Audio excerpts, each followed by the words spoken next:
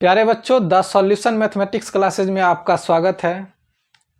आज हम लोग क्लास 12th के चैप्टर नंबर 2.1 की बात करेंगे, जिसमें प्रीवियस वीडियो में हम क्वेश्चन नंबर 1 से लेकर 10 तक सॉल्व कर चुके थे।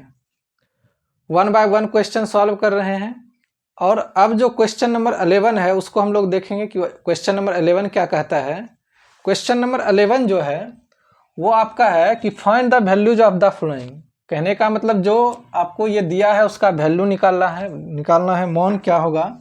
तो चलिए बनाते हैं हम लोग कि tan inverse 1 plus cos inverse -1/2 और साइन इनवर्स -1/2 है, इसका मौन निकालना है हमको, क्या इसका वैल्यू होगा। तो हम लोग क्या करते हैं कि 10 जो है, अब देखिए इसमें हम लोग इससे पहले जो क्वेश्चन बनाते थे 1 से लेकर 10 तक, उसमें हम लोग उसमें अलग अलग था। टेन इनवर्स 1 था अलग, कॉस इनवर्स -1/2 अलग था, साइन इनवर्स -1/, इस तरह से क्वेश्चन था। तो उसमें हम लोग क्या करते थे, लेट कर लेते थे, लेट करके उसके बाद साइन इनवर्स को उस साइड भेजते थे और उसके बाद हम लोग बनाते हैं। लेकिन इसमें हम लोग इस तरह से क्वेश्चन है तो लेट नहीं करेंगे, हम लोगों को पता मौन, अगर वैल्यू पता है कि इसका ये होता है मौन, तो हम लोग इसमें सेट करके बना सकते हैं। तो आइए बनाते हैं हम लोग। अब देखिए टेन इनवर्स है, टेन इनवर्स, अब 1, अब 10 में 1 का कितना वैल्यू होता है आपको पता है कि 10 1 जो है आपका 45 डिग्री का मौन है, और 10 45 डिग्री का 1 जो होता है मीन्स क्या, पाई बाय आप क्या लिखिएगा 4। हम बता चुके हैं आपको 45 डिग्री है। अगर आपको फिर से हम लोग इसको बता देते हैं, 45 में हम लोग क्या करेंगे, पाई बाय 180 से मल्टीपल कर देंगे, और ये आप देखिए 4 बार में पूरा पूरा कट जा रहा है, मीन्स पाई बाय 4। यानी 10 45 डिग्री का जो हम लिखेंगे पाई के फॉर्मेट में, वो पाई बाय 4 लिखेंगे। तो यहाँ हम लोग क्या लिखेंगे, 10 पाई बाय 4 लिखेंगे। अब एक फॉर्मूला हम बता चुके हैं आपको कि अगर आपका 10 इनवर्स 10x रहे, ठीक है, तो 10 इनवर्स और 10 ये खत्म होकर क्या हो जाएगा, सिर्फ x हो जाता है। या 10 इनवर्स अंदर में रहे और 10 पहले रहे तो उसमें भी क्या हो जाएगा आपका, सिर्फ x ही होता है। तो उसी तरह से हम लोग यहाँ 10 इनवर्स और 10 यहाँ खत्म हो जाएगा, आपका सिर्फ पाई बाय 4 बचेगा। अब आते हैं हम लोग, प्लस है तो प्लस दे देंगे, कॉस इनवर्स है तो कॉस इनवर्स। अब देखिए -1/2 है, तो एक चीज़ हम आपको फॉर्मूला और बता चुके हैं कि अगर कॉस इनवर्स माइनस अगर आपका x है, -x है, तो इसको हम लोग लिखते हैं pi minus cos inverse x, इस तरह से। यानी कि कॉस इनवर्स -x को हम लोग फॉर्मूला लिखते हैं pi minus cos inverse x, यानी कि माइनस के बदले पाई माइनस लिखते हैं हम लोग। तो ये जो आपका ठीक इसी फॉर्मूला पे बेस है, कॉस इनवर्स -1/2 को पाई माइनस हम लोग लिख सकते हैं, या यहीं पे हम लोग चेंज कर देंगे इस तरह से। देखिए कॉस, और ये आपका जो है ये आपका 1/2, कॉस में किसका वैल्यू होता है, तो 60 डिग्री, कॉस 60 डिग्री का वैल्यू 1/2 होता है, और 60 मीन्स क्या, पाई बाय 3 हो जाएगा आपका। तो यहाँ पे हम लोग लिखेंगे पाई बाय 3, लेकिन यहाँ माइनस है तो इसलिए हम लोग माइनस पाई बाय 3 रखेंगे। तो ये जो मेरा कॉस का रेंज जो होता है उससे ये उसके रेंज में नहीं आएगा, 0 पाई के बीच में माइनस मेरा पाई बाय 3 नहीं आएगा।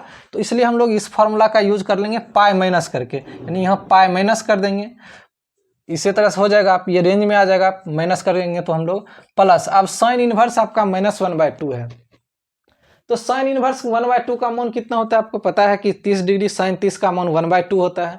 तो इस तरह से हम लोग लिखेंगे साइन इनवर्स, और ये आपका साइन 30 मतलब क्या हो जाएगा आपका, ये आपका यहाँ माइनस है तो माइनस हो जाएगा, और 1/2 का आपका पाई बाय आपका कितना हो जाएगा 6, पाई बाय 6 मतलब 30 डिग्री हो जाएगा, और ये रेंज में आ रहा है तो इसी तरह से ये रहेगा। अब इसको हम लोग देखिए क्या करेंगे, 10 इनवर्स 10 खत्म हो जाएगा तो ये पाई बाय 4 बचा।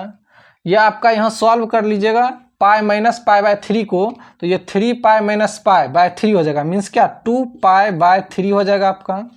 अब यहाँ प्लस माइनस ये खत्म हो जाएगा, साइन इनवर्स साइन, माइनस बचा माइनस पाई बाय 6, ये आपका पाई बाय 6 हो गया। अब यहाँ से देखिए एकदम सिंपल, भिन्न का एक तरह से जोड़ घटा बन गया, उस तरह से हम इसको सॉल्व करेंगे। एलसीएम ले लीजिए यहाँ से, 4 3 6 का कितना हो जाएगा एलसीएम आपका, चलिए इधर 4 3 6 इस तरह से आप ले सकते हैं, इस तरह से 2 से लगाइएगा, क्या हो जाएगा आपका 2 से लगाइएगा 2 हो जाएगा, 3 हो जाएगा, 3 हो जाएगा, फिर 3 से लगाइएगा 2 हो जाएगा, 1 हो जाएगा 1, 3 2 जा 6, 6 2 जा क्या होता है 12। तो इस तरह से हम लोग एलसीएम बनाते हैं अपना, ऐसे आप लोग जानते होंगे। ये आपका क्या हो जाएगा 12, 4 3 जा यानी कि 3 पाई हो जाएगा, प्लस 4 4 2 जा क्या हो जाएगा 8 पाई हो जाएगा, माइनस 2 पाई। यहाँ पर देखिए 11 पाई हो जाएगा आपका, 8 + 3 11 पाई, माइनस 2 पाई अपॉन में क्या हो जाएगा 12। और ये आपका क्या हो जाएगा, यहाँ बचेगा 9 पाई अपॉन में 12, 3 से काटिए 4, 3 से काटिए 3 3 जा 9 यानी 3 पाई बाय 4। यही आपका क्या हो जाएगा, इसका वैल्यू मान हो जाएगा। तो कुछ इस तरह से हम लोग इस क्वेश्चन को सॉल्व करेंगे। देखिए अगर जो स्टूडेंट्स 1 से लेकर 10 तक अगर अच्छे से क्वेश्चन बना लिए होंगे आप लोग, तो ये क्वेश्चन बनाने में प्रॉब्लम नहीं होगा, क्योंकि वो आपका सिर्फ यहाँ प्लस में आ गया है बस, और कुछ नहीं है। उसको हम लोग रखेंगे वैल्यू और इस तरह से इस क्वेश्चन को बनाएंगे। तो अब आगे चलते हैं, 12th नंबर क्वेश्चन क्या है। अब जो क्वेश्चन नंबर 12 है उसको हम लोग सॉल्व करते हैं। 12 क्या कहता है, 12 में जो है वो cos inverse 1/2 plus 2 sine inverse 1/2 है आपका। तो आप यहाँ देख रहे हैं उसी तरह से जैसे 11 बनाए उसी तरह से हम लोग यहाँ सॉल्व करेंगे। कॉस इनवर्स है तो लिखिए कॉस इनवर्स। अब 1/2 कॉस में किसका वैल्यू होता है, तो आपको पता है कि कॉस में 60 डिग्री का वैल्यू होता है, और 60 डिग्री को हम लोग पाई के फॉर्मेट में कैसे लिखते हैं, पाई/3 लिखते हैं। तो इस तरह से हम लोग इसका वैल्यू लिखेंगे, कॉस पाई/3 लिख देंगे।